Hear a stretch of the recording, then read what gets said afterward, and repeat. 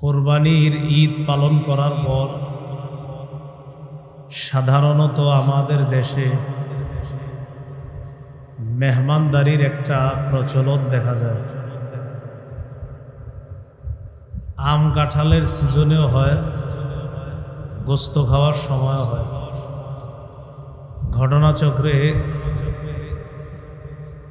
এই বছরের কোরবানি ঈদ, গত বছরের কোরবানি ঈদ এবং হয়তো আরো কয়েক বছরের কোরবানির ঈদ, ওই কোরবানির ঈদকে কেন্দ্র করে গোস্ত আর আম কাঁঠালের সিজন একসাথে হয়ে যাচ্ছে। মুসলমান যারা আমরা মেহমান হই বা মেহমানদারি করি, এগুলো সুন্নাহ মোতাবেক হয় কিনা এটা জানা আমাদের জন্য কর্তব্য। মুসলমানদের বাড়িতে মেহমানদারির আয়োজন যেদিন হয়, সকাল 8টা থেকে দুপুর 12টা-1টা পর্যন্ত বাড়ির দুই পাশে 2টা সাউন্ড বক্স লাগায়া গান ছেড়ে এলাকাবাসীকে বোঝানো আজকে আমার বাড়িতে কিছু একটা হতে যাচ্ছে। কি হতে যাচ্ছে? দুপুরে মেহমান আসবে। মেহমান আসবে এটা জানাইতেছে গান দিয়ে। মেহমানদারি তো সুন্নত, গান বাদ্য হারাম। এই জন্য সুন্নাহ পালন করতে গিয়ে শয়তানের কোনো কর্মকাণ্ড বাস্তবায়ন করা এটা মুসলমানদের জন্য উচিত না।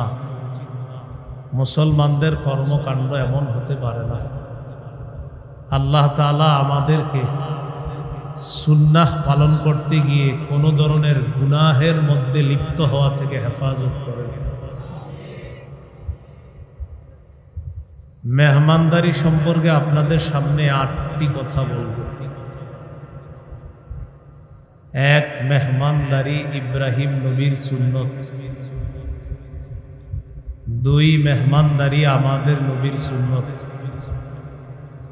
3, মেহমানদারি সাহাবায়ে কেরামের সুন্নত। 4, মেহমানদারির গুরুত্ব। 5, মেহমানদারির ফজিলত। 6, মেহমানদারির খাবারে বরকত। 7, মেজবানের করণীয়। 8, মেহমানের করণীয়। এই 8টি কথা আলোচনা হবে। আলোচনা শেষ হবে ইনশাআল্লাহ। মনোযোগ সহকারে কথাগুলো আমরা শুনব, আমলের নিয়তে যেন শুনতে পারি। আল্লাহ তৌফিক দান করেন। 1 নম্বর আলোচনা, মেহমানদারি ইব্রাহিম আলাইহিস সালামের সুন্নত।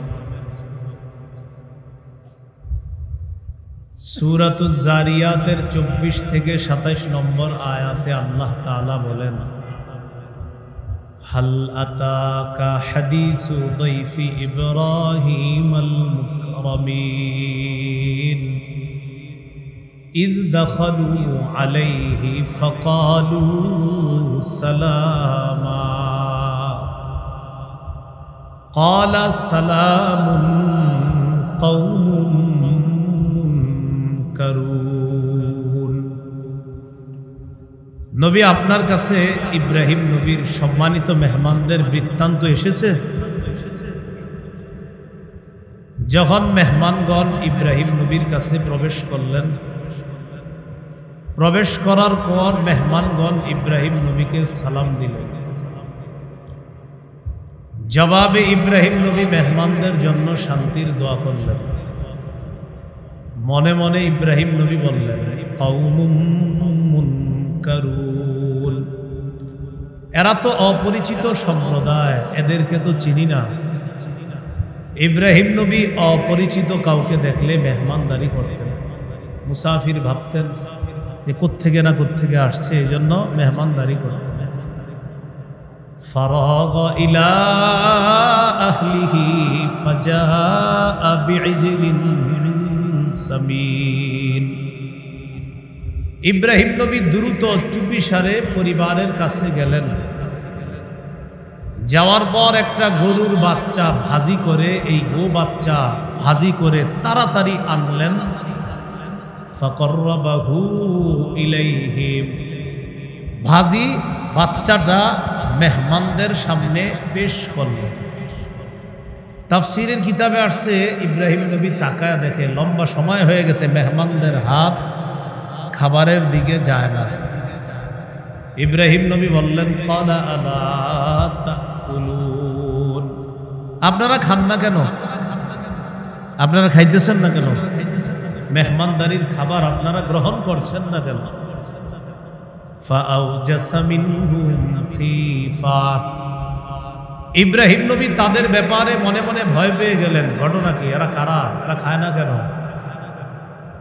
মেহমানরা ইব্রাহিম নবীর ভয়ের অবস্থাটা বুঝতে পেরে তারা বললেন, ক্বালু লা তাখাফ, তারা বললেন আপনি ভয় পাবেন না। আমাদেরকে যে মেহমান মনে করতেছেন আপনি, আমরা মেহমান, তবে দুনিয়ার কোনো মানুষ না, আমরা আল্লাহর পক্ষ থেকে প্রেরিত ফেরেশতা। দুটি উদ্দেশ্যে তারা দুনিয়াতে এসেছে। এক, ইব্রাহিম নবীর স্ত্রী সারা আলাইহাস সালাতু ওয়াস সালামকে ইসহাক নামে একজন পুত্র সন্তানের সুসংবাদ দেওয়ার জন্য। দুই, ইব্রাহিম নবীর ভাই হারান, এই হারানের সন্তান লূত আলাইহিস সালাম, অর্থাৎ ইব্রাহিম নবীর ভাতিজা লূত আলাইহিস সালাম যে এলাকার নবী, ওই এলাকাটা ছিল মুতাফিকাহ এলাকা। ওই এলাকার যে জাতি ছিল তাদের 10টা ভয়ঙ্কর খারাপ বদভ্যাস ছিল। এর মধ্যে একটা বদভ্যাস ছিল তাদের সমকামিতা নামক ভয়ঙ্কর অপরাধ। এই অপরাধের মধ্যে তারা লিপ্ত হতো। এই অপরাধের কারণে তাদেরকে ধ্বংস করার জন্য ফেরেশতারা দুনিয়াতে আসছে। এই দুইটা উদ্দেশ্যে তারা আসছে। তা আমাদের আলোচ্য বিষয় ওটা না, আলোচ্য বিষয় হলো মেহমানদারি। ইব্রাহিম নবী তাদের সামনে খাবার পেশ করলেন, মেহমানদারি করতে চাইলেন। যাই হোক, তারা ফেরেশতা হওয়ার কারণে গ্রহণ করে নাই। হাদিসে আছে عن أبي هريرة رضي الله تعالى عنه قال قال رسول الله صلى الله عليه وسلم كان أول من ضيف الضيف إبراهيم عليه الصلاة والسلام। পৃথিবীতে সর্বপ্রথম মেহমানদারির এই প্রচলন, এই সুন্নত যিনি করেছেন তিনি হলেন আল্লাহর নবী ইব্রাহিম আলাইহিস সালাতু ওয়াস সালাম। এই হলো ইব্রাহিম নবীর মেহমানদারি। আমাদের আলোচ্য বিষয়ের দ্বিতীয় আলোচনা আমাদের নবীর মেহমানদারি। সহিহ বুখারীর 3 নম্বর হাদিস। রাসূলুল্লাহ সাল্লাল্লাহু আলাইহি সাল্লাম হেরা পর্বতে অবস্থান করলেন, ইবাদত বন্দেগীতে কাটাইতেছে।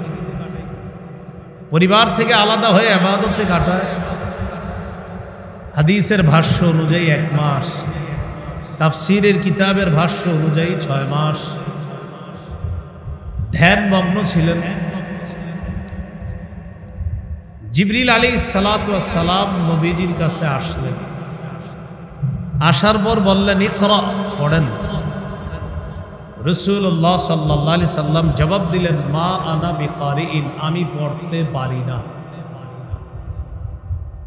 এই কথা বলার পর নবী বলেন, জিবরিল আমিন আমাকে চাপ দিছে, আমার প্রচন্ড কষ্ট হয়েছে। সুম্মা আরসালানি, এরপর আমাকে ছেড়ে দিছে, কষ্ট দূর হয়ে গেছে। আমাকে আবার বললেন, ইকরা, পড়েন। আমি বললাম, মা আনা বিকারিইন, আমি পড়তে পারি না।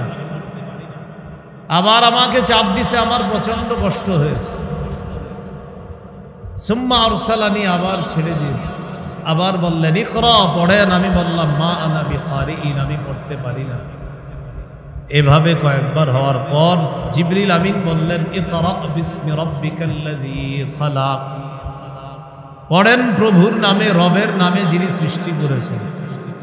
এই কথা বলার পর আল্লাহ তাআলা নবীর জবানে সূরা আলাকের 5টা আয়াত উচ্চারণের তৌফিক দিয়ে দিলেন।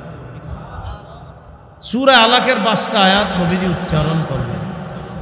রাজা বিহা ইয়ারজুফু ফুআদু, নবীজির অন্তর কাঁপতেছে, আয়াত নিয়ে নবীজি হেরা পর্বত থেকে আসলেন বাসায় পরিবারের কাছে।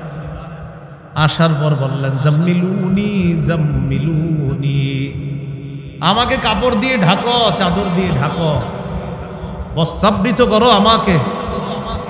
ফাজাম্মালুহু, তারা নবীজিকে ঢাকলেন।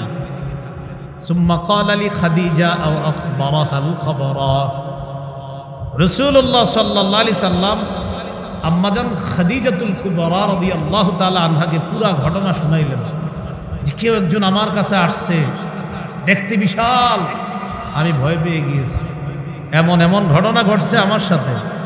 নবীজি বললেন, লাকাদ খাশিতু আলা নাফসি, আমি নিজের উপর আশঙ্কা করতেছি খাদিজা। খাদিজাতুল কুবরা রাদিয়াল্লাহু তাআলা আনহা জবাব দিলেন, কাল্লাহ ওয়াল্লাহ মা ইউখজিকাল্লাহু আবাদা, কখনো না, আল্লাহর কসম, আল্লাহ আপনাকে লাঞ্ছিত করবেন না। স্ত্রী তার স্বামীকে এই সান্ত্বনা দিলেন, কেন? আপনার মাঝে কিছু গুণ আছে, এই গুণ থাকার কারণে আমার মন বলছে আল্লাহ আপনাকে লাঞ্ছিত করবেন না। কি গুণগুলা? 1 নম্বর, ইন্নাকা লাতাসিলুর রহিম, আপনি রক্তের সম্পর্ক রক্ষা করেন, আত্মীয়তার সম্পর্ক রক্ষা করেন। 2, ওয়া তাহমিলুল কাল্লা, আপনি অসহায় দুস্থদের বোঝা বহন করেন। 3, ওয়া তাকসিবুল মা'দুম, আপনি নিঃস্ব ব্যক্তির সহযোগিতা করেন। 4, ওয়া তাকরিদ দাইফা, আপনি মেহমানদারি করেন। হাদিসের এই অংশ থেকে বোঝা যায় নবুয়ত প্রকাশের আগ থেকেই রাসূলুল্লাহ সাল্লাল্লাহু আলাইহি সাল্লাম মেহমানদারি করতেন। এই অভ্যাস নবুয়ত প্রকাশ ঘটানোর আগে থেকেই নবীজির অভ্যাস ছিল। তো 4 নাম্বার, তাকরিদ দাইফা, আপনি মেহমানদারি করেন। 5, ওয়া তুঈনু আলা নওয়াইবিল হক, সত্যের পথে চলতে গিয়ে যারা দুর্দশাগ্রস্ত হয়, যারা বিপদগ্রস্ত হয়, তাদের সহযোগিতা আপনি করেন। এই গুণ আপনার মাঝে আছে। কাল্লা ওয়াল্লাহ, কখনো না, আল্লাহর কসম, এই গুণাবলী যার মধ্যে আছে, আমি খাদিজা বলতেছি, আল্লাহর কসম, আল্লাহ আপনাকে লাঞ্ছিত করবেন। তাহলে এটার মধ্যে একটা কি? মেহমানদারি করা। কি করা? এগুলো আমাদের আলোচ্য বিষয়ের দ্বিতীয় আলোচনা, যে মেহমানদারি নবীর সুন্নাত। আমাদের আলোচ্য বিষয়ের তৃতীয় আলোচনা, মেহমানদারি সাহাবায়ে কেরামের সুন্নাত। এই ব্যাপারে কয়েকটি বর্ণনা শুনি। সহিহ বুখারীর বর্ণনা, 3798 নম্বর হাদিস। হাদিসের বর্ণনাকারী আবু হুরায়রা রাদিয়াল্লাহু তাআলা আনহু। এই হাদিসটি শুনেন মনোযোগ সহকারে। عن أبي هريرة رضي الله تعالى عنه أن رجلا أتى النبي صلى الله عليه وسلم فبعث إلى نسائه فقلنا ما عندنا إلا الماء। এক ব্যক্তি রাসূলুল্লাহ সাল্লাল্লাহু আলাইহি সাল্লামের কাছে আসলেন। নবীজি অভ্যাস অনুযায়ী তার বিবিদের ঘরে এই তথ্য যাচাই করার জন্য খবর পাঠালেন যে ঘরে মেহমানদারি করার মতো কোনো খাবার আছে। সব বিবিদের ঘর তালাশ করে তথ্যদাতা, সংবাদদাতা এসে জানাইলেন। আম্মা জান সবাই জবাব দিছে, ফাকুলনা মা ইনদানা ইল্লাল মা। ওগো আল্লাহ নবী, সব আম্মা জানরা জবাব দিছে, কারো ঘরে পানি ছাড়া আর কোনো খাবার নেই, সবার ঘরে শুধু কি আছে? পানি। অতএব মেহমানদারি যে করবে তো কি দিয়ে করবে? আছে সবার ঘরে পানি, সব বিবিদের ঘরে শুধু পানি আছে। রাসূলুল্লাহ সাল্লাল্লাহু আলাইহি সাল্লাম এরপর বললেন, মাইয়াজুম্মু হাযা আও ইউদিফু হাযা, আচ্ছা তোমাদের মধ্যে কেউ কেউ আসো, আমার এই মেহমানকে মেহমানদারি করবা। ফাকালা রাজুলুম মিনাল আনসার আনা ইয়া রাসূলুল্লাহ। এক আনসারী সাহাবী দাঁড়িয়ে বললেন, হুজুর আমি আছি। মুহাদ্দিসিনে কেরাম পূর্বাপর লক্ষ্য করে বললেন, এই আনসারী সাহাবী দ্বারা উদ্দেশ্য হলো আবু তলহা রাদিয়াল্লাহু তাআলা। কে বলেন তো? আবু তলহা রাদিয়াল্লাহু তাআলা। তো আবু তালহা রাদিয়াল্লাহু তাআলা তিনি বললেন, হুজুর আমি আছি, আমি মেহমানদারি করি। ফানতালাকা বিহি ইলা ইমরাআতিহি ফাকালা আকরিমি দাইফা রাসূলিল্লাহি সাল্লাল্লাহু আলাইহি ওয়াসাল্লাম।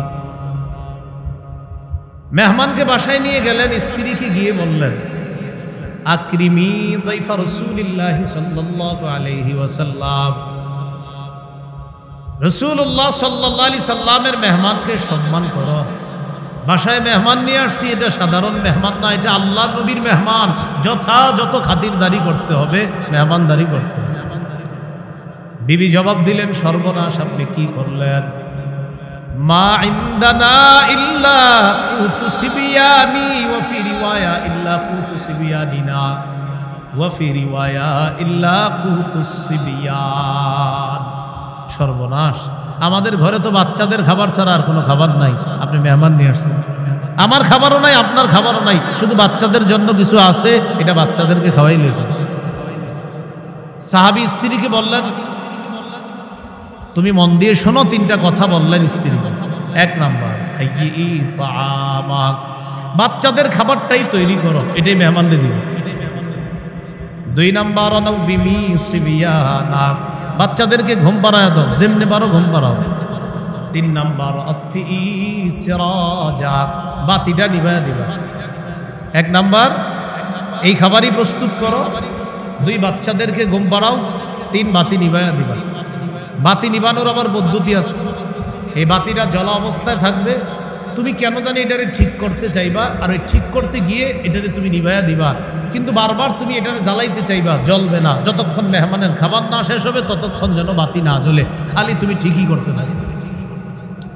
এটা স্ত্রীকে বলবো। তা হাদিসের ভাষ্য হলো,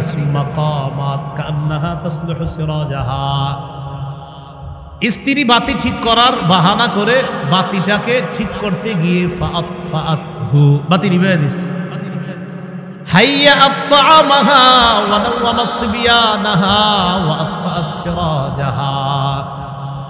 খাবার প্রস্তুত করছে, বাচ্চাদেরকে ঘুম পাড়াইছে, আর কৌশলে বাতিও নিভায়া দিছে।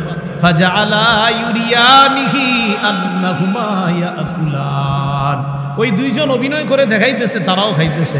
মেহমান সাহেব আপনিও খান, আমি আর আমার বিবিও খাইতেছি, এরকম অভিনয় করে দেখাইতেছে।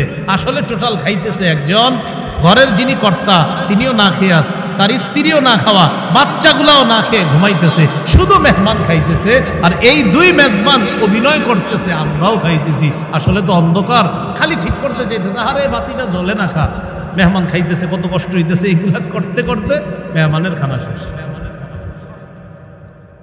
ফালাম্মা আসবাহা গাদা ইলা রাসূলিল্লাহি সাল্লাল্লাহু আলাইহি ওয়াসাল্লাম। সাহাবী সকালবেলা আল্লাহর নবীর কাছে যায়, যাওয়ার পর নবী বললেন, লাকাদ আজিবাল্লাহ ওয়া ফি রিওয়ায়াতিন উখরা দাহিকাল্লাহুল লাইলাতা মিন সানিইকুমা বিদাইফিকুমাল লাইলা।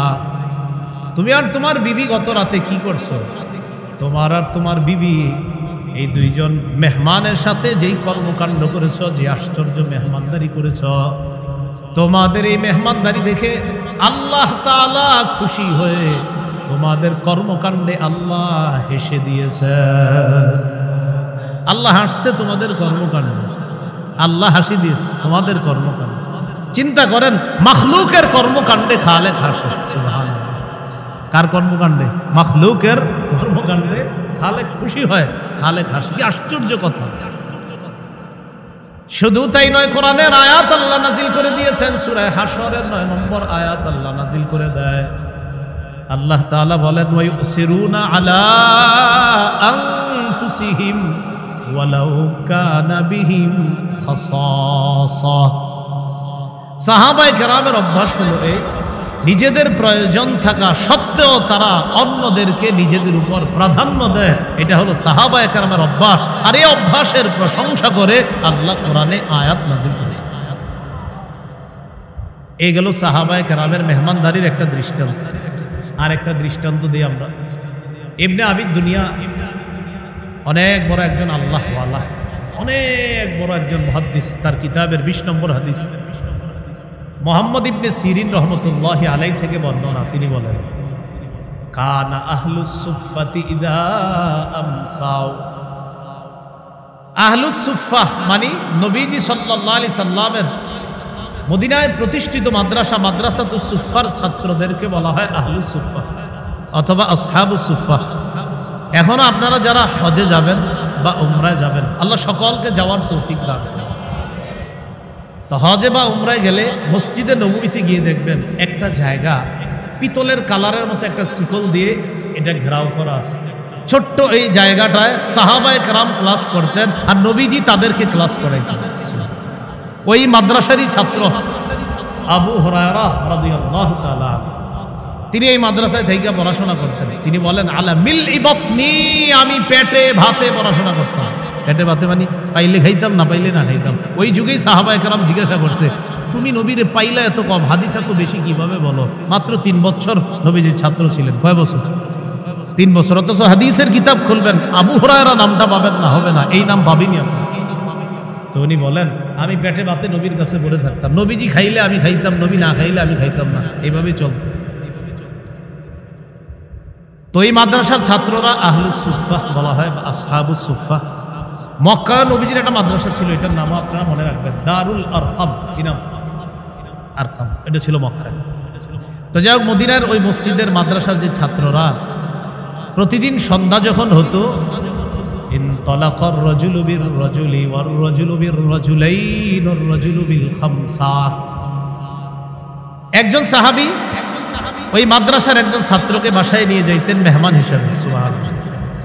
কোন সাহাবী 2 জন ছাত্রকে নিয়ে যাইতেন, জায়গির লজিং এর সিস্টেম আছে না এখনো গ্রামে? মাশাআল্লাহ, এই লজিং। তো কোন সাহাবী একজনকে নিয়ে যাইতেন, কোন সাহাবী 2 জনকে। আর রাজুলু বিল খামসা, কোন সাহাবী 5 জনকে মেহমান হিসেবে নিয়ে যাইতেন।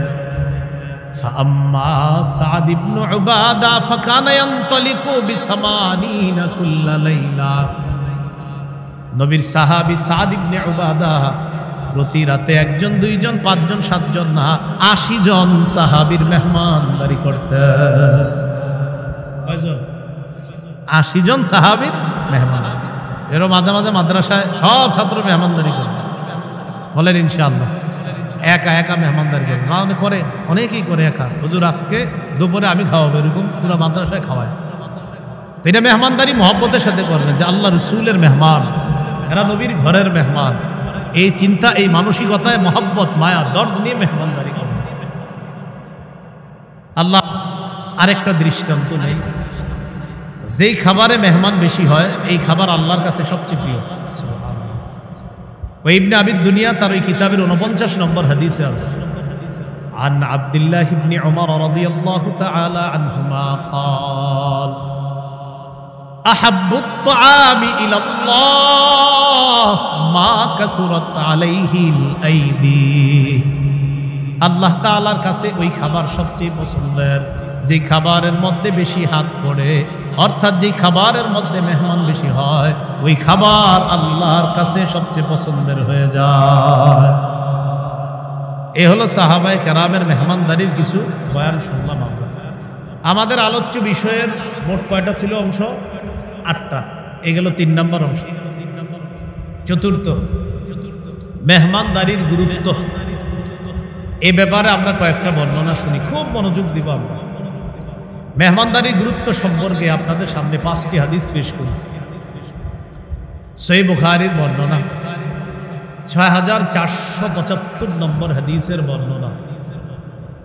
এই হাদিসের মধ্যে আছে, قال رسول الله صلى الله عليه وسلم من كان يؤمن بالله واليوم الآخر فلا يؤذي جاره।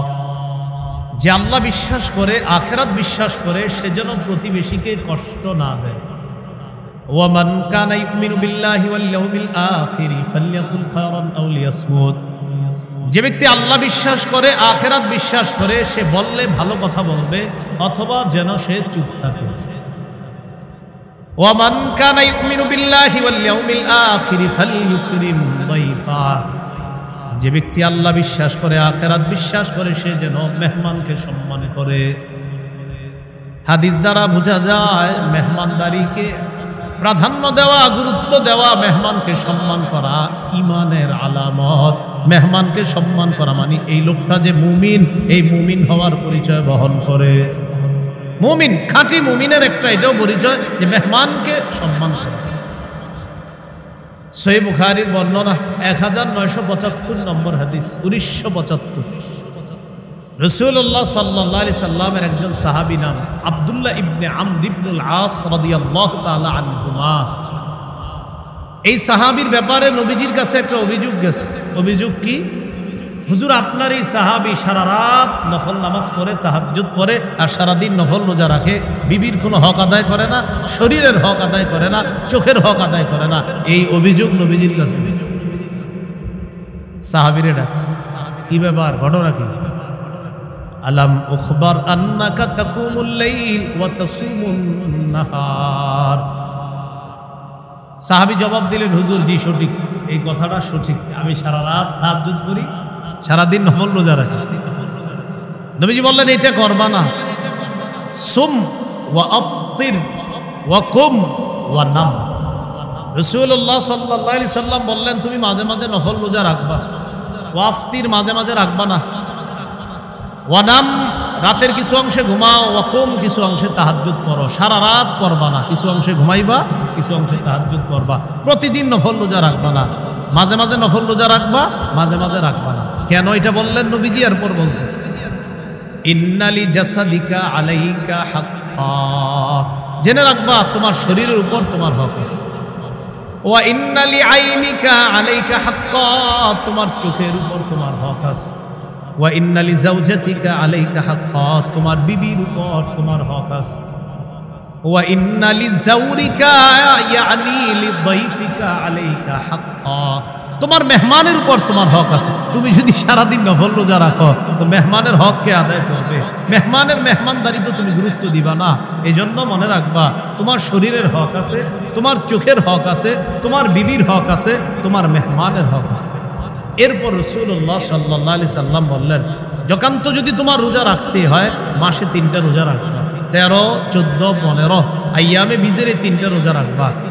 হুজুর আমি যদি এর চেয়ে বেশি রাখতে চাই, নবীজি বললেন তাহলে দাউদ নবীর রোজা রাখো, একদিন রোজা আর একদিন রোজা রাখবা না, এটা উত্তম রোজা। এটা দাউদ নবী রাখতেন, একদিন রোজা রাখতেন আরেকদিন রাখতেন না। তুমি সর্বোচ্চ এটা করতে পারো, কিন্তু নিয়মিত নফল রোজা রাখবা এটা করবা না। মাঝে মাঝে রাখবা, মাঝে মাঝে রাখবা না। সারা রাত তাহাজ্জুদ পড়বা এমন না, কিছু অংশে ঘুমাবা, কিছু অংশে তাহাজ্জুদ। কেন? নবীজি 4টা হকের কথা বললেন, এর মধ্যে একটা হলো মেহমানের হক আছে। কার হক আছে? মেহমানের হক আছে।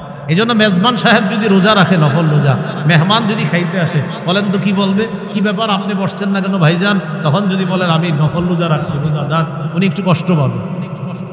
তো এই জন্য নবীজি বললেন মেহমানের হক আছে। এখানে মাসালা আছে, এনে গুরুত্ব বোঝানোর উদ্দেশ্য। এরপরেও রাখলে যে গুনাহ হবে এমন না। বাকি এখানে আপনার মেজবান মেহমান যারা থাকবে, তো যেদিন মেহমান আমার বাড়িতে আসবে আগে থেকে তো আমার জানা আছে, ওই দিন নফল রোজা না রাখা, যেন তাকে ভালোভাবে আপ্যায়ন করা যায়। রাখলে কিন্তু গুনাহ হবে না। আরেকটা হাদিস শুনি, আবু দাউদের বর্ণনা 3750 নম্বর হাদিস। এই হাদিসে আছে ক্বালা রাসূলুল্লাহ সাল্লাল্লাহু আলাইহি ওয়াসাল্লাম লাইলাতুদ দাইফি হাক্কুন আলা কুল্লি মুসলিম, অন্তত এক রাত মেহমানদারি করা প্রত্যেকটা মুসলমানের উপর হক, কর্তব্য।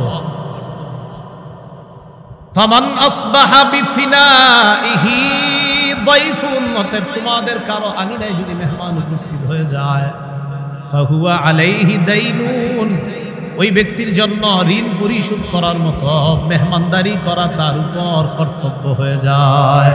ঋণ পরিশোধ করা যেমন কর্তব্য, অন্তত এক রাত তোমার উপর কেউ মেহমান হলো তোমার বাসায়, তার মেহমানদারি করা ওই ঋণ পরিশোধের মতো মেহমানদারি করাটাও কর্তব্য হয়ে যায়। তাহলে এখান থেকেও মেহমানদারির গুরুত্ব বুঝে আসে। আরেকটা হাদিস শুনি আমরা, সহিহ বুখারীর 6137 নম্বর হাদিসের বর্ণনা। এই হাদিসটা শুনলে একটা অংশে আপনাদের হাসি উঠবে, বাকি গুরুত্ব বুঝে আসবে। সাহাবায়ে কেরামের একদল আইসা নবীজিরে বললেন, হুজুর অমুক এলাকায় গেছি, আমাদেরকে মেহমানদারি করে না।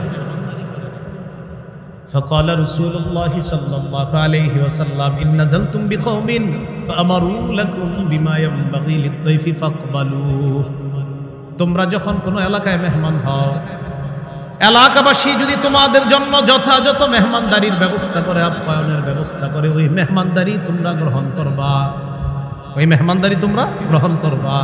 ওয়া ইল্লাম ইয়াফআলু, এলাকাবাসী যদি মেহমানদারির আয়োজন না করে, এলাকাবাসী যদি মেহমানদারির আয়োজন না করে, এমন এলাকায় গেছো যেখানে তারা মেহমানদারির আয়োজন যদি না করে, ফাখুযু মিনহু হাক্কাত দাইফ, তাদের কাছ থেকে মেহমানদারির হক আদায় করে নিবা।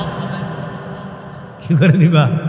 মানে গুরুত্ব দিলেন যে মেহমানদারির হক আদায় করে নিবা, এরা যদি মেহমানদারি না করে। এখান থেকে নবীজি আসলে মেহমানদারির গুরুত্বটা বুঝাইতেছে যে এত দূর থেকে মেহমান আসবে, কেন মেহমানদারি হবে। আল্লাহ আমাদেরকে কথাগুলো বোঝার তৌফিক দান করুন। বা আমি কিন্তু আবার আমারে বুঝাইতেছি না বিষয়টা, যে আমি দূর থেকে আসছি, আমি খাবার নিয়ে আসি গাড়িতে করে, গাড়িতে আজকেও খাবার নিয়ে আসছি, এই এশার নামাজের একটু আগে আমি খাবার খাইছি, খেয়ে আসা পড়ছি। হয়তো বিষয়টা মাথায় এনেন না, মনে হয় হের কথা কইতেছি। আরেকটা বর্ণনা শুনি আমরা, সহিহ বুখারীর 6139 নম্বর হাদিস। আগের হাদিসটা হলো 137, 6137, এটা হলো 6139। এই হাদিসটা বুঝে আসবে আপনাদের গুরুত্ব। আগে দুইজন সাহাবীর নাম আমরা একটু মুখস্থ করি। একজনের নাম সালমান ফারসি রাদিয়াল্লাহু তাআলা, আরেকজনের নাম আবু দারদা। ওলামা হযরতরা বলার প্রয়োজন নাই, অন্য যারা আছেন একটু আমার সাথে মুযাকারা করেন, বলেন সালমান, আবু দারদা রাদিয়াল্লাহু আনহুমা। তাহলে কয়জন সাহাবীর নাম জানলাম আমরা? দুইজন, একজন সালমান ফারসি রাদিয়াল্লাহু তাআলা আন, আরেকজন আবু দারদা রাদিয়াল্লাহু তাআলা আন। রাসূলুল্লাহ সাল্লাল্লাহু আলাইহি সাল্লাম এই দুই সাহাবীর মাঝে ভ্রাতৃত্ব তৈরি করে দিয়েছে। নবীজি ওই মদিনায় সাহাবীরা যাওয়ার পর কি করছে? দুই সাহাবীর মধ্যে ভ্রাতৃত্ব তৈরি করে দিতেন।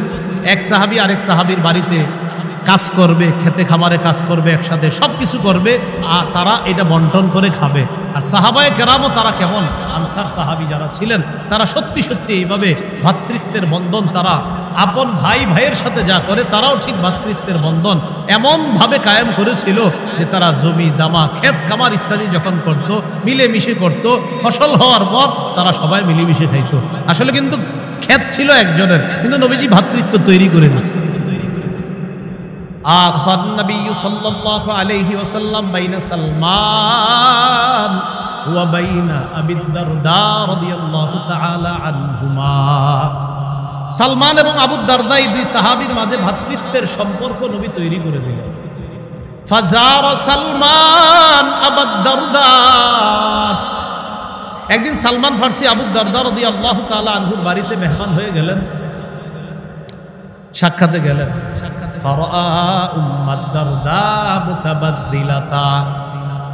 আবু দারদার স্ত্রীর গায়ে দেখলেন ময়লা কাপড় চোপড়। প্রশ্ন করলেন, মাশা নুকি, কি ব্যাপার, আপনার শরীরে ময়লা কাপড় চোপড় কেন, আপনার কি অবস্থা কেন? আবু দারদার বিবি জবাব দেয়, আখুকা আবু দারদা লাইসা লাহু হাজাতুন ফিদ দুনিয়া, আপনার ভাই আবু দারদার দুনিয়ার কোনো খবর নাই, বিবি কোথায়, কে কোথায়, কোনো খোঁজ খবর নেয় না, এই জন্য আমার অবস্থা। এই কথা বলল। একটু পরে আবু দারদা বাড়িতে আসছে। খুব বুঝছেন, আবু দারদা রাদিয়াল্লাহু তাআলা আনহুর বাড়িতে সাক্ষাতে আসছে সালমান। তাহলে মেহমানকে সালমান, আর মেজবানকে আবু দারদা রাদিয়াল্লাহু তাআলা আন। বাসায় আসার পর সানাআ লাহু তাআমা, খাবার তৈরি করছে, করার পর খাবার সালমান ফারসি রাদিয়াল্লাহু তাআলা আনহুর সামনে দিছে। দেওয়ার পর আবু দারদা বললেন, কুল ফাইন্নী সাইম, ও সালমান আপনি খাবার খান, আমি রোজাদার। তাহলে মেজবান বললেন, আমি রোজাদার, মেহমান আপনি খাবার খান। সালমান জবাব দিলেন, মা আনা বিআকিলিন হাত্তা তাআকুলা, তুমি না খাওয়া পর্যন্ত আমি খাবো না। মেজবান কয় খান, আমি রোজাদার, মেহমান কয় তুমি না খাইলে আমি খাবো না। তাহলে মেজবান রোজাদার, আর মেহমান রে বলতেছে খাও, মেহমান কয় না, তুমি না খাইলে আমি খাবো না। উপায় না দেখে আবু দারদা রোজা ভাঙলেন, নফল রোজা খাওয়ায় আসার। তাহলে আবু দারদা মেজবান নফল রোজা রাখছিল, উনি খাইলেন, সালমানও খাইলেন। খাওয়ার পর যাই হোক দিন কেটে গেল, এবার রাতে শোয়ার পালা। আবু দারদা রাদিয়াল্লাহু তাআলা যখন রাত হইল, ফালাম্মা কানাল লাইল যাহাবা ইয়াকুম, রাত যখন হয় নামাজের মধ্যে দাঁড়ায় গেছে আবু দারদা, স্ত্রী কোথায় কে কোথায় কোনো খবর নাই, নামাজে দাঁড়ায় গেছে। সালমান ডাক দিয়ে বললেন নাম, ঘুমান। আবু দারদাকে বললেন ঘুমান, পরে ঘুমাইছে। একটু ঘুমানোর পর আবার দাঁড়াইছে, দাঁড়ানোর পর আবার নফল নামাজে দাঁড়াবে। সালমান ডাক দিয়ে বললেন নাম। আরে ঘুমান, এই নাম মানে কিন্তু এটা আপনার বলেন কোনো বাংলা না, এটা নাম, এটা কিন্তু আরবি। ওয়াহেদ মুজাক্কার, হাজেরের সিগা, আমরের সিগা। তো নাম, এই নাম মানে ঘুমান। নাম অর্থ কি? ঘুমান। একবার দাঁড়াইছে নামাজে কয় ঘুমান, আবার দাঁড়াইছে কয় ঘুমান। তাহলে দিনের বেলা নফল রোজা রাখছিল, ভাঙাইছে, আর রাতের বেলা নামাজে দাঁড়াইছিল, মানে নিয়ত ছিল সারা রাত নামাজে কাটাই দিবে, কয় ঘুমান। আবার দাঁড়াইছে কয় ঘুমান। ফালাম্মা কানা আখিরুল লাইল, এইভাবে রাত যখন শেষ রাত হয়, দুই সাহাবী তারা কি করলেন? সাল্লায়া, শেষ রাতে দুজন তাহাজ্জুদ। সকাল যখন হয় আবু দারদা আল্লাহর নবীর কাছে গেলেন। বুঝে থাকলে বলেন আবু দারদা মেজবান নাকি মেহমান? আবু দারদা রাদিয়াল্লাহু তাআলা আনহু নবীর কাছে গিয়ে বললেন যাকারা যালিকালা, পুরা ঘটনা বিস্তারিত শোনাইলেন। ইয়া রাসূলুল্লাহ, আমি তো দিনের বেলা নফল রোজা রাখি, সালমান আমারে নফল রোজা রাখতে দেয় নাই। রাতের বেলা আমি সারা রাত নামাজে ইবাদতের মধ্যে কাটায়া দেই, সালমান রাতের বেলা আজকে সারা রাত নামাজ পড়তে দেয় নাই, রাতের শেষ অংশে আমাকে নামাজ পড়তে দিয়েছে। নবীজি বললেন সাদাকা সালমান। সালমান কি বলছে তোমারে? সালমান আমারে বলছে এরকম সারা রাত না পড়ে কিছু অংশে নামাজ পড়তে, আর আমারে বলছে ডেলি এরকম রোজা না রাখা মাঝে মাঝে নফল রোজা রাখতে। নবীজি বললেন সাদাকা সালমান, সালমান সত্য কথা বলছে। হাদিসের গুরুত্ব বুঝে আসে যেই অংশটা, এটা হলো মেহমানের সম্মানে মেজবান নফল রোজা পর্যন্ত ভেঙে ফেলতে হয়েছে। এই মেহমানের গুরুত্ব বোঝার জন্য আমরা এই হাদিসটা নিতে পারি। এইগুলো আজকে আমাদের আলোচ্য বিষয়ের আলোচনার 4 নাম্বার আলোচনা, মনে আছে না? মেহমানদারি বিষয়ে কয়টা আলোচনা জানবো আমরা? 8টা। 4 নাম্বার গেল মেহমানদারির গুরুত্ব। 5 নাম্বার আলোচনা মেহমানদারির ফজিলত। মেহমানদারির কি ফজিলত, এ ব্যাপারে কয়েকটি হাদিস শুনি আমরা। তিরমিজির বর্ণনা 1855 নম্বর হাদিস। এই হাদিসে আছে ক্বালা রাসূলুল্লাহ সাল্লাল্লাহু আলাইহি ওয়াসাল্লাম উ'বুদুর রহমান ওয়া আত'ইমুত তা'আম ওয়া আফশুস সালাম তাদখুলুল জান্নাতা বিসালাম।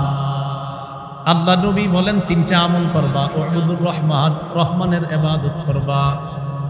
2 নাম্বার আত'ইমুত তা'আম, খাবার খাওয়াও, মেহমানদারি করো। 3 নাম্বার আফশুস সালাম, সালামের ব্যাপক প্রচার ঘটাও।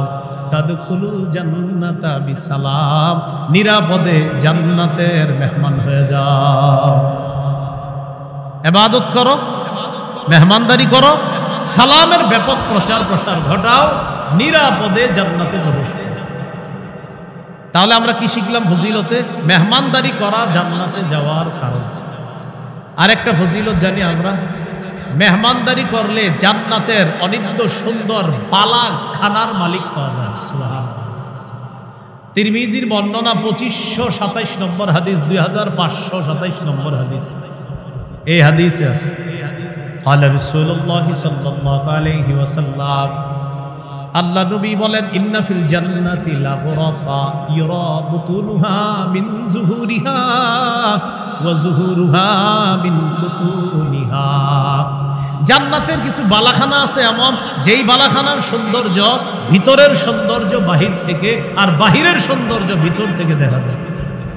বিদেশের কিছু বাড়ির এই সৌন্দর্য দেখবেন আর বলবেন আল্লাহ এত সুন্দর। দুনিয়ার বাড়ি যদি আপনার এত সুন্দর লাগে, আল্লাহর জান্নাতের সেই রাজপ্রাসাদ বালাখানা কত সুন্দর। নবীজি এই সুন্দর বালাখানার কথা বলার পরে গ্রাম্য ব্যক্তি দাঁড়িয়ে বললেন লিমান হিয়া ইয়া রাসূলুল্লাহ, এত সুন্দর বালাখানা কাদের জন্য প্রস্তুত করে রাখছে আল্লাহ? নবীজি বললেন 4 গুণওয়ালা মানুষের জন্য। কয় গুণ? 1 নাম্বার লিমান আতাবাল কালাম, যারা সুন্দরভাবে কথা বলবে, উত্তম কথা বলবে 1 নাম্বার। 2 নাম্বার আতামাত তাআম, যারা মেহমানদারি করে। 3 নাম্বার আদামাস সিয়াম, যারা মাঝে মাঝে নফল রোজা রাখে, প্রায় সময় নফল রোজা রাখে। 4 নাম্বার সাল্লা বিল্লাইলি ওয়ান নাসু নিয়াম, মানুষ যখন রাতের বেলা ঘুমায় তারা রাতের বেলা তাহাজ্জুদের নামাজে দাঁড়ায় যায়। 1 নাম্বার উত্তম কথা বলে, 2 নাম্বার মেহমানদারি করে, 3 নাম্বার প্রায় সময় নফল রোজা রাখে, 4 নাম্বার মানুষ যখন রাতের বেলা ঘুমায় এই মানুষগুলা তাহাজ্জুদের নামাজে দাঁড়ায় যায়। আল্লাহ তাআলা তাদের জন্য জান্নাতের ওই সুন্দর বালাখানা প্রস্তুত করে রাখছে, সুন্দর বালাখানা তাদের জন্য। এই গেল মেহমানদারির আরেকটা ফজিলত। মেহমানদারির আরেকটা ফজিলত, মনে করেন এটা দস্তরখানা, এটা কি এই যে দস্তরখানা বিছাইলাম, এই দস্তরখানা যতক্ষণ বিছানো থাকবে, মন দিয়ে শুনেন, হাদিসের একটা কিতাব আছে নাম তাবারানী মুআজামুল আওসাত, 4729 নম্বর হাদিস। قال رسول الله صلى الله عليه وسلم لا تزال الملائكة تصلي على أحدكم ما دامت مائدته موضوعة بين يديه حتى يرفعه, যতক্ষণ মেহমানের সামনে দস্তরখান বিছানো থাকে আর যতক্ষণ মেহমানদারি চলতে থাকে, ওই মেজবানের জন্য আল্লাহর ফেরেশতারা আল্লাহর কাছে ততক্ষণ দোয়া করতে থাকে। তাহলে যতক্ষণ দস্তরখান বিছানো থাকে, মেহমানদারি চলে, ততক্ষণ ফেরেশতারা দোয়া করে। আপনারা আবার কিন্তু দস্তরখানটা বিছিয়ে রেখেন না সারাদিন, যে মেহমান যাওয়ার পরেও সারা রাত বিছিয়ে রাখলেন, এরকম না কিন্তু বিষয়টা। মানে মেহমানদারি চলবে, তাদের জন্য ফেরেশতারা আল্লাহর কাছে দোয়া করতে থাকে। এই হলো ফজিলত। এই ফজিলতগুলো যেন আমরাও কামাই করতে পারি, আল্লাহ তৌফিক দান করেন। কয়টা আলোচনা হবে? 8টা গেল। কয়টা? 5টা গেল না? হ্যাঁ। 1 নাম্বার মেহমানদারি কোন নবীর সুন্নত? ইব্রাহিম নবীর। 2 নাম্বার আমাদের নবীর সুন্নত। 3 নাম্বার সাহাবায়ে কেরামের সুন্নত। 4 নাম্বার গেল গুরুত্ব। 5 নাম্বার গেল ফজিলত। 6 মেহমানদারির যে খাবারটা, ওই খাবারের কি পরিমাণ বরকত। এই বরকত আমরা যদিও দেখি না, কিন্তু বরকত আছে। কিন্তু সাহাবায়ে কেরামের কাউকে আল্লাহ ওই বরকত সচক্ষে দেখায় দিচ্ছে। সুবহানাল্লাহ, এটা হলো কারামত। বলেন এটা কি? কারামত। সহিহ বুখারীর 6141 নম্বর হাদিস। এই হাদিসটা শোনার আগে একজন সাহাবীর নাম সবাই জানেন, তারপরেও শ্রদ্ধার সাথে একবার বলি, বলেন আবু বকর সিদ্দিক রাদিয়াল্লাহু তাআলা আনহু। তো সবাই তো আমরা এই সাহাবীর নাম, পৃথিবীর নবীদের পরে সবচেয়ে শ্রেষ্ঠ মুসলমানের নাম কি? আবু বকর সিদ্দিক রাদিয়াল্লাহু তাআলা। আবু বকর সিদ্দিক রাদিয়াল্লাহু তাআলা আনহুর ছেলের নাম আব্দুর রহমান। قال আব্দুর রহমান ইবনু আবি বকরিন, আব্দুর রহমান ইবনে আবু বকর ঘটনাটা আমাদেরকে শোনাইতেছে। তিনি বলেন, জা আবু বকরিন বিদাইফিন লাহু আও বিআদিয়াফিল্লাহ। একদিন আবু বকর সিদ্দিক রাদিয়াল্লাহু তাআলা একজন অথবা কিছু মেহমান নিয়ে বাসায় আসছে। বাসায় আসার পর উনি কি করছে? মেহমানকে বাসায় রাইখা সন্ধ্যায় নবীর কাছে গেছে। মানে মেহমানদেরকে বাড়িতে রাইখা উনি গেছে নবীজির কাছে। তো এই দিক দিয়ে নবীজির কাছে যাওয়ার পর উনি আসতে আসতে একটু লেট হয়ে গেছে। রাতে যখন বাসায় আসছে, আবু বকর সিদ্দিকের স্ত্রী আবু বকর সিদ্দিক রাদিয়াল্লাহু তাআলা আনহুকে বললেন, আপনি কোথায় ছিলেন? ইহতাবাস্তা আন আদিয়াফিক অথবা আন দাইফিক, আপনি নিজেরে কোথায় রাখলেন মেহমানদের থেকে? মেহমানদেরকে বাড়িতে রেখে কোথায় চলে গেলেন? আবু বকর সিদ্দিক রাদিয়াল্লাহু তাআলা আনহু বললেন, মা আশাইতিহিম, তাদেরকে কি তুমি এখনো রাতের খাবার দাও নাই? ভাই এতটুকু কথা সবার বুঝে আসছে তো? মানে তিনি ছিলেন না, তো বলতেছে তার মানে কি আমি ছিলাম না বলে কি মেহমানদেরকে খাবার দাও নাই? বিষয়টা এমন না, আপনি ছিলেন না, মেহমানদেরকে খাবার দেই কি করে?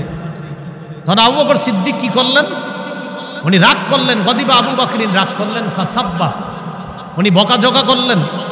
শুধু বকাঝকা না, হালাফা আল্লাহ ইয়াতামা, উনি শপথ করে ফেললেন, তোর আমি খাবো না আজকে। উনি শপথ করলেন, আমি আজকে খাবো না, তুমি মেহমানরা এখনো খাবার দিলে না। এই কথা বললে আব্দুর রহমান, ওই যে ওনার ছেলে, আব্দুর রহমানকে আমি বুঝতেছি যে আম্মারে বকাঝকা করার পর এখন আমারে বকাঝকা করবে, এই জন্য ইখতাবা, তো আমি লুকিয়ে গেছি আগে থেকে। আমারে আব্বা আড়াল থেকে বলতেছে, এই কোথায়? হাদিসের শব্দটা যেটা, এটার অর্থ হলো ওহে মূর্খ, তুই কোথায়? বাবা তো সন্তানকে এটা বলতেই পারে, সাবধান, এটা কিন্তু বাবা তার সন্তানকে বলছে, আমরা বলতেছি না। এই তুই কোথায়? তুমি কোথায় ছিলে তখন?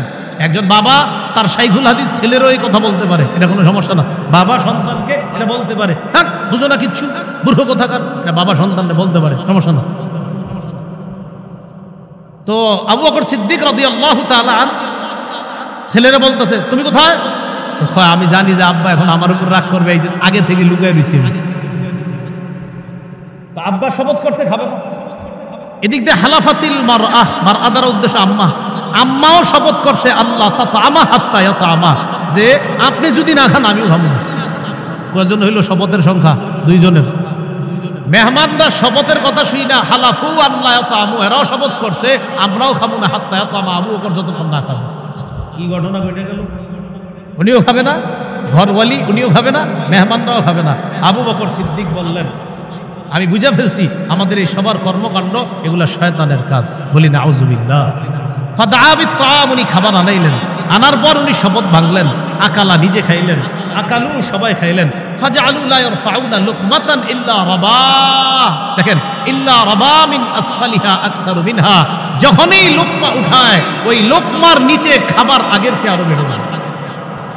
একটা লোকমা খাবার উঠায়, খাবার নিচে দিয়ে আরো বাড়ে। এই যে বরকত, ওই বরকত আমরা দেখি না, কিন্তু আসলে বরকত হয় মেহমানদারির খাবারে। আল্লাহ ওই বরকতটা আবু বকর সিদ্দিক এবং যে মেহমান ছিল বাসায় সবাইরে দেখায় দিয়েছে। এটা ছিল সিদ্দিকে আকবরের কারাম, আবু বকর সিদ্দিক রাদিয়াল্লাহু তাআলা আনহুর কারাম।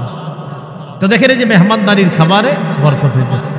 তো এইখান থেকে আমরা কি বুঝতে পারলাম মেহমানদারির খাবারে বরকত কেমন বরকত? দেখেন এই বরকতি খাবার থেকে সবাই শপথ করে বলছিল আমি খাবো না, উনি বলে আমি খাবো না, মেহমানরা কয় আমি খাবো না, অথচ আল্লাহ দেখাই দিলেন দেখছো তোমরা কোন খাবার না খেয়ে শপথ করলা, যে এই খাবার না খেয়ে কিভাবে শপথ করো, এটা তো বরকতি খাবার। এই জন্য আল্লাহ এটা দেখাই দিচ্ছে। এইগুলো আমাদের 6 নম্বর আলোচনা। 7 নম্বর আলোচনা মেজবানের করণীয়। মেহমান যখন বাসায় আসবে মেজবান এগিয়ে গিয়ে স্বাগত জানাবে, সালাম দিবে, মুসাফা করবে। রাসূলুল্লাহ সাল্লাল্লাহু আলাইহি সাল্লাম বলেন মা মিন মুসলিমাইনি ইয়ালতাকিয়ান ফায়াতাসাফাহান ইল্লা গুফিরা লাহুমা ক্বাবলা আন ইফতারিকা। 2 মুসলমান যখন সাক্ষাৎ করবে, মুসাফা করবে, তারা পৃথক হওয়ার আগেই তাদের গুনাহগুলো মাফ হয়ে যাবে। তাহলে মেহমান আসলে তার সাথে সাক্ষাৎ করা, এই কথাটা মনে রাখা মেজবানের 1 নম্বর করণীয়। 2 নম্বর করণীয় তাড়াতাড়ি মেহমানদারির আয়োজন করা। তাড়াহুড়া করা শয়তানের কাজ। বলেন তাড়াহুড়া কার কাজ?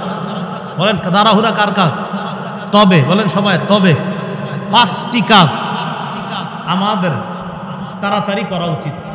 প্রথম কথা, তাড়াহুড়া কার কাজ? তবে আমাদের কয়টি কাজ তাড়াতাড়ি করা উচিত? 5টি। 1 নম্বর মেহমানদারি করা। 2 নম্বর মৃত ব্যক্তিকে দ্রুত দাফন করা। 3 নম্বর কুমারী মেয়েকে দ্রুত বিয়ের ব্যবস্থা করা। 4 নম্বর ঋণ থাকলে ঋণ পরিশোধ করা। 5 নম্বর গুনাহ থেকে এখনই তওবা করা, দেরি না করা। এই 5 কাজ তাড়াতাড়ি করতে হবে, এগুলো শয়তানের কাজ নয়। এর মধ্যে একটা হলো মেহমানদারি করা। 4 কাজে মুসলমানদের অলসতা করা উচিত নয়। কয় কাজে? 4 কাজে। 1 নম্বর বাবার সম্মানে আসন ছেড়ে দেওয়া, এখানে অলসতা করা যাবে না।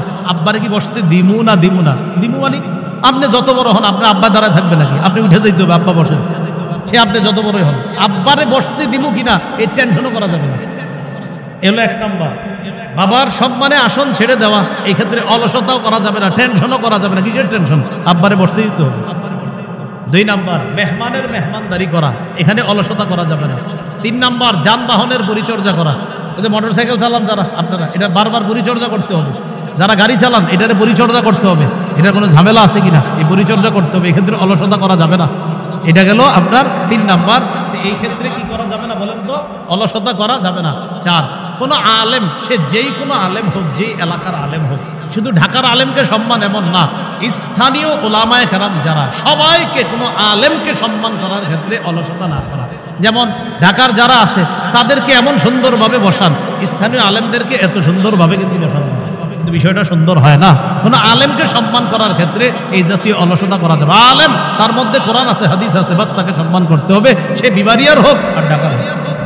এই কথাটা মাথায় রাখা। এই 4 কাজে অলসতা না করা। 1 নম্বর বাবার সম্মানে আসন ছেড়ে দেওয়া। 2 নম্বর মেহমানদারি করা।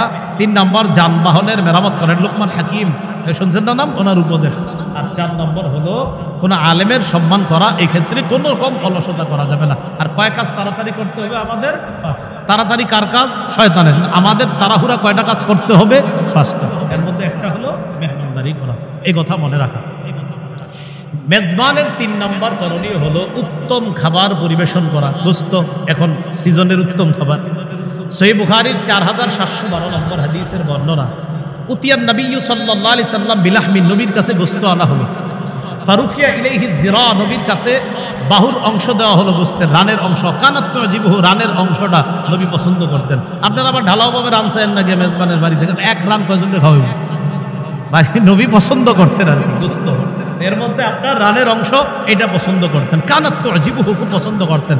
নাহসা মিনহা নাহসা, নবীজি এইভাবে মজা করে নিজে দাঁত দিয়ে কামড়িয়ে খাইতেন। এই খাবার দিতে পারেন। আরেকটা হলো বকরির গোস্তের পায়া, এটা নবী পছন্দ করতেন, বকরির পায়া। তো এটাও আপনি মেহমানরে পরিবেশন করতে পারেন, এটা নবীজি খুব পছন্দ করতেন, বকরির পায়া। এটা হলো মেজবানের করণীয়, এটা তার সামনে পরিবেশন করা। মেজবানের ৫ম করণীয়, কোনো কারণে যেন মেহমানের সম্মানহানি না হয়, এদিকে খেয়াল রাখতে হয়। লূত আলাইহিস সালামের ঘরে মেহমানরা বসা, লূত নবীর জাতি আসছে, আসার পরে যে তাদের বদভ্যাস ছিল, ওই অভিপ্রায় তারা ব্যক্ত করলো। লূত নবী তাদেরকে বললেন, মেহমান যদি হঠাৎ উপস্থিত হয়ে যায়, আপনারা মেজবান যারা থাকবেন ঘরে উপস্থিত কিছু থাকলে ওইটাই দিবেন। হাদিসে আসছে হযরত জাবের রাদিয়াল্লাহু তাআলা আনহুর বাড়িতে একবার উপস্থিত মেহমান আসছে, তো তিনি তাদের সামনে খেজুর দিছে আর সিরকা দিছে, খেজুর আর সিরকা। তো খেজুর আর সিরকা দেওয়ার পর, যখন খেজুর আর সিরকা দিছে, তো খেজুর এবং সিরকা দেওয়ার পর হযরত জাবের বললেন যে আমি নবীরে বলতে শুনছি, নি'মাল ইদাম আল খাল্লু, সিরকা কতই না উত্তম তরকারি, তোমরা এটা দিয়ে আজকে খাবার খাও। সিরকা কতই না উত্তম তরকারি, এটা দিয়ে তোমরা খাবার খাও। তো এটা হতে পারে উপস্থিত যা থাকে তা দেওয়া। তো যাই হোক, মেহমান অসময়ে না যাওয়া, এই বিষয়গুলো আমাদের মাথায় থাকা। আল্লাহ আমাদেরকে বুঝার তৌফিক দান করেন। মেহমান মেজবানের বাড়িতে যাওয়ার পর মেজবানের জন্য এমন কিছু না করা যেন মেজবানের কষ্ট হয়, এমন কাজ মেহমান না করা। যেমন একটু বুঝেন, এলাকায় কেউ আসছে আলেম, ওনারে আপনারা এক বাসায় নিয়ে গেছেন মেহমানদারি করতে। তো সাধারণত কোনো বুজুর্গ আলেম আসলে তার সাথে দেখা করার জন্য এলাকাবাসী যায়, এটা হতে পারে। যেমন কথার কথা, আমাদের কুমিল্লার আল্লামা মুফতি মুশতাকুন নবী কাসিমি সাহেব, ওনার হাজার হাজার লাখ লাখ ভক্ত আছে। তো তাকে এই এলাকায় নিয়ে আসলেন, স্বাভাবিকভাবে হাজার হাজার মানুষ আসবে তার সাথে দেখা করার জন্য, ঠিক আছে। যার বাসায় নিছেন বলেন তো, ওই বাসার মেজবান কি হাজার হাজার মানুষের মেহমানদারির আয়োজন করছে? করেনি। তো ওনার সাথে আপনারা ৩০-৪০ জন ঘরে গেছেন। যাওয়ার পর মেজবানের মাথায় আছে আমি হুজুরের সহ সর্বোচ্চ ১০ জনের মেহমানদারি করব। বেচারায় ওই অনুযায়ী মেহমানদারির আয়োজন করে, কিন্তু ৩০ জন বসে রয়েছে। ওই বেচারায় আপনার চানাচুর দেয়, কাঁঠাল দেয়, আম দেয়, কমলা দেয়, লেবু দেয়, আঙ্গুর দেয়, আনার দেয়, বুঝা এটি খায় একটু তাড়াতাড়ি যান। যায় না, না যাবো না ভাই, এগুলা কিন্তু না করা, বুঝছেন? এগুলা মাথায় রাখা যে ৩০ জন মানুষকে তো আর তারা ভারী খাবার দিবে না। এইটা আমরা কেন বুঝি না?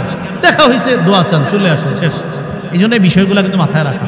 সহিহ মুসলিমের বর্ণনা, লা ইয়াহিল্লু লিমুসলিমিন আইয়ুকিমা ইনদা আখিহি হাত্তা ইউসিমা, কোনো মুসলমানের জন্য এটা বৈধ নয় যে সে তার ভাইয়ের কাছে এতটা সময় অবস্থান করবে যে তার মেজবান ভাইকে সে কষ্ট দেয়। সাহাবী প্রশ্ন করলেন, কাইফা ইউসিমুহু, হুজুর কষ্টটা কিভাবে দেয়? আইয়ুকিমা ইনদা আখিহি, এমন ভাবে অবস্থান করে লা শাই আলাহু ইউকাররিবুহু বিহি, যে মেজবানের ঘরে আর কিচ্ছু থাকে না এর দেওয়ার মতো, কিন্তু হে উঠবো না, আমি বসে থাকি, আরো দেন। এটা না করা। আবার আরেকটা হতে পারে, ১০ জন মেহমান হয়ে গেছেন কোথাও, তো যিনি মেহমানদারি করবে ওনার ঘরে ধারণ ক্ষমতা ৫ জনের, তাহলে উনি কয়জন করে খাওয়াবে? ৫ জন। বাকি ৫ জন বাহিরে আছেন, হয়তো চেয়ার টেবিল দিবে যে একটু বসেন। এখন যেই ৫ জন ভিতরে পাঠাইছেন আপনারা খাইতে, ওনারা খাইছে, খাওয়ার পর একটু দই হইলে ভালো হইতো, দই খায়, আরো সব খায়, পান সুপারি যা আছে সব বের হয় না, মাথায় আনে না যে আরো ৫ জন বাহিরে। আর মেজবানও তো লজ্জায় বলতে পারতেছে না যে আল্লাহর হস্তে এবার উঠেন না, আপনার ঘরে যা আছে দেন, এবার বালিশ দেন, একটু শুই। তো এটা কিন্তু না করা, এটা কষ্ট মেজবানের। ভাই এটা ইসলাম, এটা আমাদেরকে ইসলাম এই শিক্ষা দিছে যে মেহমান এমন কাজ না করা যেটা মেজবানের কষ্ট হয়, এটা না করা। মনে থাকবে তো কথাগুলো ইনশাল্লাহ সবার? তো এরকম কোনো আচরণ না করা যে আচরণের কারণে মেজবান কষ্ট পায়, এমন আচরণ না করা। মেহমানের ৩ নম্বর করণীয় হলো মেহমান খাবার খাওয়ার পর মেজবানের জন্য দোয়া করা। আরবিতে পারলে আরবি, বাংলায় পারলে বাংলা। আরবি যদি পারেন, আল্লাহুম্মা বারিক লাহুম ওয়া ফীমা রাযাকতাহুম, আপনি এটা বলতে পারেন আল্লাহ তাদেরকে তাদের রিজিকে আপনি বরকত দিয়েন, ওয়াগফির লাহুম, তাদেরকে আপনি মাফ করেন। আপনি বাংলায় বলবেন আল্লাহ তাদের রিজিকে বরকত দিয়ে দিয়েন, তাদেরকে আপনি মাফ করে দিন। সহিহ মুসলিমে দোয়াটা আছে। আরো দোয়া করতে পারেন, আল্লাহুম্মা আত'ইম মান আত'আমানি, আল্লাহ যিনি আমাকে খাওয়িয়েছেন তাকে আপনি খাওয়ান। ওয়াসকিমান সাকানি, যে আমাকে পান করিয়েছে তাকেও পান করান। কোন নুসখা আছে মান আসকানি, যে আমাকে পান করিয়েছে তাকেও পান করান। আরো দোয়া করতে পারেন আপনি এই দোয়াটা, আকালা তাআমাকুমুল আবরার, তোমাদের খাবার যেন নেককার মানুষরা খায়। এই বাংলায় কথাটা বলা যাবে না বলেন? আর হাদিসও আছে, লা ইয়াকুল তাআমাকা ইল্লা তাকিয়ুন, এ মানুষ আমার উম্মত তোমরা শোনো, তোমার ঘরের খাবারটা ভালো মানুষরা ছাড়া যেন অন্যরা না খায়, তাকওয়া বা নেককার মানুষরাই যেন তোমার খাবারটা গ্রহণ করে। মেহমানদারির ব্যাপারে এই 8টা কথা আমরা জানলাম। সর্বশেষ যেটা জানলাম মেহমানের করণীয়, 7 নাম্বার জানলাম মেজবানের করণীয়। যদিও এই বিষয়গুলো আমরা হাসির ছলে নেই, এই বিষয়গুলো একটু গুরুত্ব দিয়ে না, মেজবান আর মেহমানের বিষয়গুলা খুব গুরুত্ব সহকারে নেওয়া। আল্লাহ আমাদের সকলকে কথাগুলা বোঝার তৌফিক দান করেন। আর কিছু আমল করব আমরা। এর মধ্যে সাপের উপদ্রব বেড়ে গিয়েছে, এই জন্য অনেকে টেনশন খুব। এই সাপের ব্যাপারে আবু দাউদের বর্ণনা 5248 নম্বর হাদিসের বর্ণনা। এই হাদিসের মধ্যে আসছে রাসূলুল্লাহ সাল্লাল্লাহু আলাইহি সাল্লাম বলেন, মা সালামনাহুন্না মুনযু হারাবনাহুন্না, সাপের সাথে যেদিন থেকে আমাদের যুদ্ধ ঘোষণা করছি সেদিন থেকে এখনো শান্তি চুক্তি করি নেই। নবীজি বলে, সাপের সাথে যেদিন থেকে যুদ্ধ ঘোষণা করেছি আমরা এখনো পর্যন্ত শান্তি চুক্তি করি নাই, যেখানে পাইবা মারবা। নবী বলেন, মান তারাকা শাইআম মিনহুন্না খিফাতান, কেউ যদি ভয়ে সাপ ছেড়ে দেয়, এতে আমার অন্য উম্মতকে তো কষ্ট দিতে পারে ওই সাপ, যদি ভয়ে সাপটারে ছেড়ে দেয় ফালাইসা মিন্না, সে আমার উম্মতের অন্তর্ভুক্ত না। এই সাপ তো আরেক উম্মতকে জ্বালাবে আমার, তো এই জন্য ওর সাথে যুদ্ধ ঘোষণা নবীজি বললেন। আবু দাউদের 5249 নম্বর হাদিসের বর্ণনা, আব্দুল্লাহ ইবনে মাসউদ রাদিয়াল্লাহু তাআলা আনহু থেকে বর্ণনা, নবী বলেন, উকতুলুল হাইয়াতি কুল্লাহুন্না, সব ধরনের সাপ তোমরা হত্যা করো। নবী বললেন, সব ধরনের সাপ তোমরা কি করো? হত্যা করো। ফামান খাফা সারাহুন্না ফালাইসা মিন্নি, যে ব্যক্তি সাপের প্রতিশোধের ভয় করে, তাদের প্রতিশোধের ভয় করে। অনেকের ভিতরে কুসংস্কার আছে, সাপ মারলে নিয়ে আবার কোনো প্রতিশোধ নেয়, এর ভাই বোনের আইসানি প্রতিশোধ নেয়, এরকম কুসংস্কার। নবী বলেন, এই ভয় যে করে ফালাইসা মিন্নি, সে আমার অন্তর্ভুক্ত না, আমার উম্মতের অন্তর্ভুক্ত না। আবু দাউদের 5251 নম্বর হাদিসের বর্ণনা। এই হাদিসের মধ্যে আসছে, আব্বাস ইবনুল আব্দুল মুত্তালিব নবীজি সাল্লাল্লাহু আলাইহি সাল্লামকে বললেন, ইন্না নুরিদু আন নাকনিসা জমজম, হুজুর আমরা জমজম কূপটা পরিষ্কার করি। তো তখন তো মাটি ছিল, আপনারা জানেন জমজম কূপের আশেপাশে মাটি। তো এই জমজম কূপ ঝাড়ু দিতে যাই, পরিষ্কার করতে গিয়ে তখন আমরা দেখি ওখানে ইন্না ফিহা মিন হাদিহিল জিন্নানি আলী আল হাইয়াতিস সিগার, ছোট ছোট সাপ দেখা যায় ওই জমজম কূপের পাশে। এই বাচ্চাগুলোকে মেরে ফেলবো? নবীজি বললেন, উকতুলুল হাইয়াত, তোমরা মেরে ফেলো। আমার নবী সাল্লাল্লাহু আলাইহি সাল্লাম বিকতলিহিন্না, নবী এই ছোট ছোট সাপগুলোও মেরে ফেলার নির্দেশ দিয়েছেন। আবু দাউদের 5251 নম্বর হাদিসের বর্ণনা আর 252 নম্বর হাদিসের বর্ণনা, রাসূলুল্লাহ সাল্লাল্লাহু আলাইহি সাল্লাম বলেন, উকতুলুল হাইয়াত, তোমরা সব সাপ হত্যা করো, বিশেষ করে ওয়াদাত্তু ফিয়াতাইন, ডোরা কাটা সাপ হত্যা করবা, ওয়াল আবতার, লেজ কাটা সাপ হত্যা করবা। ফাইন্নাহুমা, কেননা এই দুইটা ইয়ালতাবিসানিল বাসর, চক্ষু দৃষ্টি শক্তি কেড়ে নেয়। এই দুই সাপ, ডোরা কাটা আর লেজ কাটা, এগুলা দৃষ্টি শক্তি কেড়ে নেয়। আর ওয়াইসকিতানিল হাবালা, এগুলা কি করে? গর্ভের সন্তানকে পর্যন্ত গর্ভপাত ঘটায় দেয়। এই ডোরা কাটা সাপ আর হলো লেজ কাটা, এগুলার তোমরা বিশেষ করে হত্যা করবা।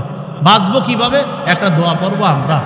তিরমিজির বর্ণনা 3604 নম্বর হাদিস, আমার সাথে একটু বলেন, আউযু বি কালিমাতিল্লাহি তাম্মাতি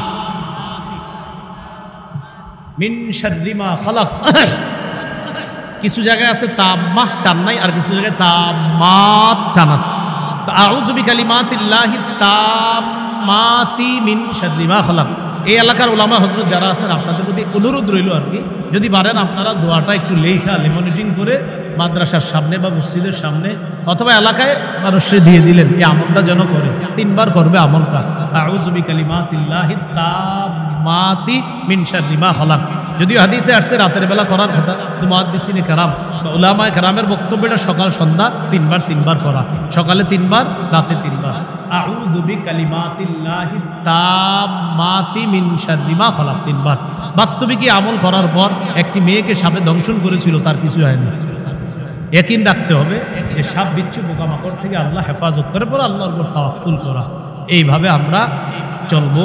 আল্লাহ আমাদের সকলকে যে কথাগুলো আজকে শুনলাম, বিশেষ আলোচনা, মূল আলোচনা, মেহমানদারির অংশটা সুন্নাহ মোতাবেক যেন আমরা মেহমান হতে পারি, মেহমানদারি করতে পারি, আল্লাহ তৌফিক দান করেন। এখন আপনাদের কাজ, কেউ উঠবেন না এখান থেকে, হুজুর ইনশাল্লাহ দোয়া করবে, সবার মুরব্বী